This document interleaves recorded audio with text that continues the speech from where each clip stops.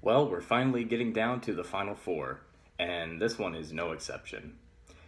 Number four on the top 14 extinct attractions is 20,000 Leagues Under the Sea Submarine Voyage. This was an extremely popular attraction when it was open in 1971. Basically, what it is you ride on the Nautilus submarines, captained by Captain Nemo, of course. And it was really interesting how they did it.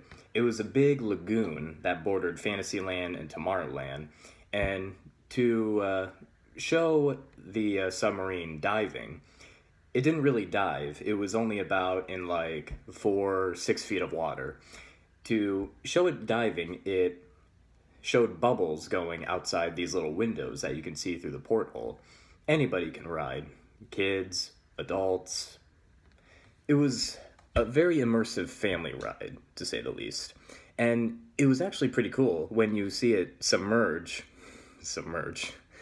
It, you didn't really see too much, but it was still amazing to see. You saw little animatronic lobster, crabs, big sea bass, and sea turtles.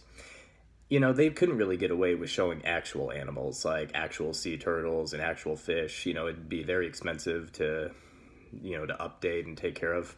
Heck, the attraction itself was pretty expensive already, with a big lagoon and the animatronics and the submarines. It was very, very expensive to keep up with. Anyway, along with those, we go through this cave to kind of show. They went through the cave only to signify, oh, we're going deeper into the ocean. Oh, it's getting dark. It was actually a nice little effect. And we'd see shipwrecks and sharks swimming by. And it actually got a little cooler when we got into areas we haven't really seen before, like the polar ice caps, and even Atlantis. You'd see not little, statues of like old gods, and there was even a little section that was kind of a wink with Disney magic. They showed a Disney-esque sea serpent with like it looked kind of like a dragon with big eyes and little horns, just like, and they had mermaids too. The first time I went on it, I swear, among the mermaids, I saw Ariel from The Little Mermaid. It turns out that wasn't really what I saw, but I thought I saw. That picture always stayed with my mind for a moment, but you'd see mermaids and sea serpents, and Captain Nemo was like, "Belay there, mate. Everyone knows there's no such thing as a sea serpent or mermaids." And then we got to the climax of the ride.